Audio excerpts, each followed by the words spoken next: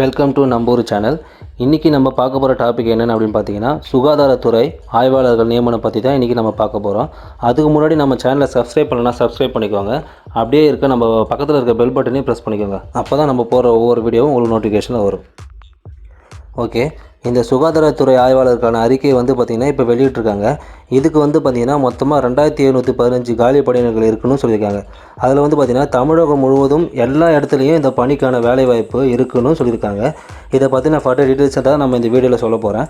So இந்த வீடியோவை கடைசி வரைக்கும் ஸ்கிப் பண்ணாமல் கேளுங்க. அப்போ தான் உங்களுக்கு புரியும். ஸோ இந்த கொரோனா தடுப்பு நடவடிக்கைக்காக 2715 பேர் இந்த வேலைக்கு எடுக்க போகிறாங்களோ அப்படின்னு சொல்லியிருக்காங்க.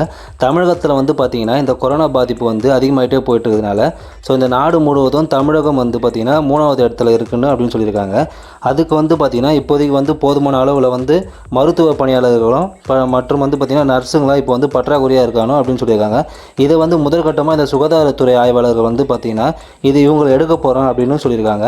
அதாவது கிரேட் 2 எடுக்க போகிறோன்னு சொல்லியிருக்காங்க.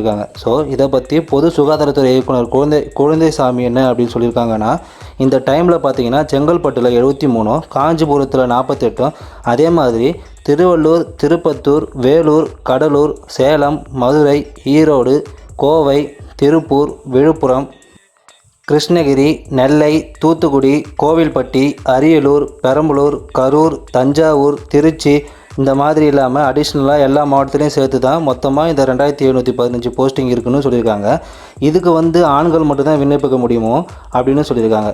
இந்த காலி பணியிடம் பொறுத்தவரை பார்த்திங்கன்னா 3 மாதம் தான் தற்காலிகமாக எடுக்கிறேன்னு சொல்லியிருக்காங்க. இதே மாதிரி தான் இப்போ ரயில்வேலையும் இப்போ 3 மாதம் எடுக்கிறதா சொல்லியிருக்காங்க. அதே மாதிரி தான் இதுவும். ஓகே, இதுக்கு நீங்கள் என்ன படிச்சிருக்கணும் அப்படின்னு பார்த்தீங்கன்னா 12th உயிரியல் மற்றும் தாவரியல் படிச்சிருக்கணும். அதே மாதிரி 10th தமிழை ஒரு பாடமாக படிச்சிருக்கணும். ஓகேங்களா, 10th முடிச்சுட்டு 12th முடிச்சுட்டு இந்த சுகாதாரத்துறை ஆய்வாளர் கோர்ஸும் 2 வருடம் கோர்ஸ் உங்களுக்கு கண்டக்ட் பண்ணுவாங்க. அதை முடித்தவங்க மட்டும்தான் இதுக்கு நீங்கள் அப்ளை பண்ண முடியணும் அப்படின்னு சொல்லியிருக்காங்க.